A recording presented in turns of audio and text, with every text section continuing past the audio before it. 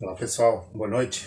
Eu queria gravar um vídeo para vocês hoje para passar algumas dicas, né, de procedimento para vocês resolverem os problemas de termodinâmica. E são esse procedimento aqui vale para a maioria dos problemas que vocês vão resolver em termodinâmica e para outras disciplinas como transferência de calor e mecânica dos fluidos, tá? Ele é um procedimento bem geral.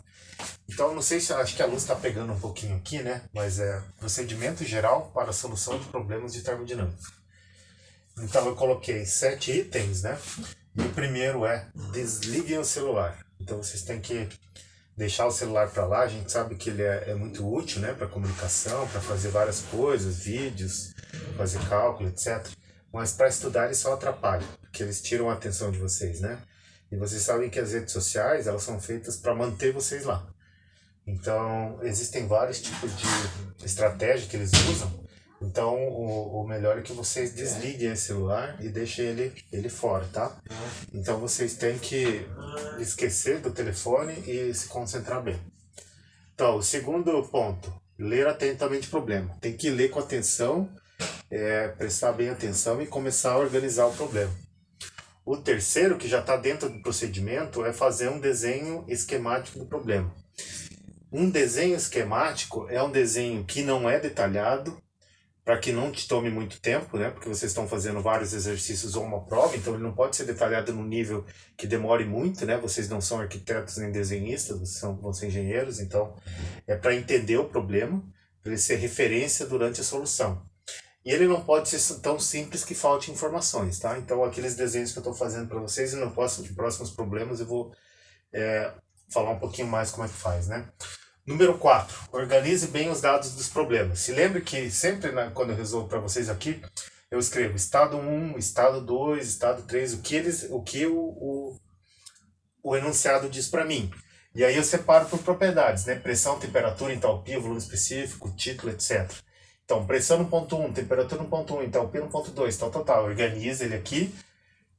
Daí no estado 2, pressão 2, temperatura 2, entalpia 2, e etc. Assim para todas as propriedades de interesse e para todos os estados, né? Pode ter 1, 2, 3 ou pontos, né? Depende do problema.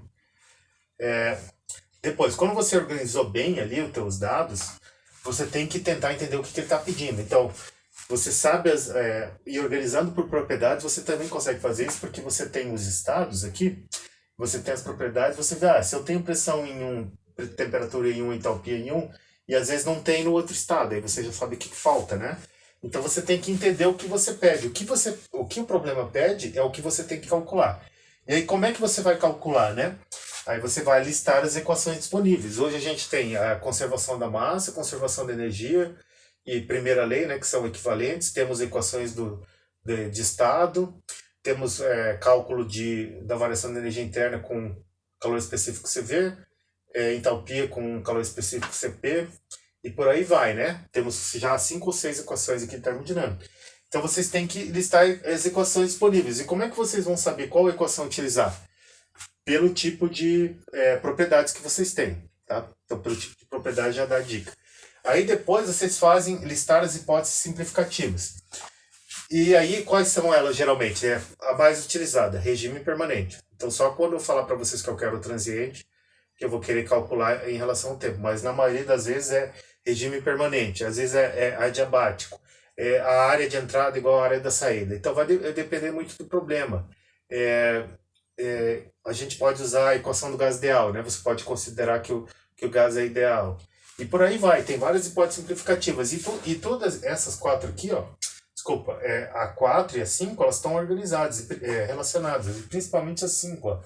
Por isso que eu escrevi 5.1 e 5.2, porque listar as equações e as hipóteses, elas estão relacionadas. Vocês têm que entender o que o problema quer, quais as equações que vocês precisam e quais as hipóteses simplificativas que vocês precisam, né, para resolver esse problema. 6. Resolver o problema, né, as equações, aí vocês usam calculadora, planilha do Excel, resolvem na mão. E número 7, analisar o resultado obtido. Isso aqui é muito importante porque vocês podem calcular o resultado que não faz sentido físico, né? Vocês podem achar uma pressão que é muito elevada, ou achar uma temperatura de 10.000 Kelvin, que é a temperatura, ou 50.000 Kelvin, que é a temperatura lá dentro do Sol, por exemplo. Então vocês têm que estar atento, né? O resultado que foi obtido aqui, será que ele faz sentido?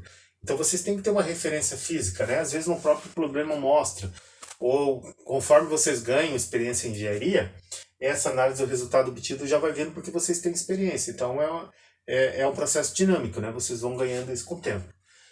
Mas então eu quero que vocês prestem atenção, depois vocês vejam o vídeo com calma, anotem isso aqui, tá? Anotem num papel, coloquem na parede de vocês ali ou em cima do teto, quando vocês acordarem, vocês já veem aquilo lá para decorar bem, tá?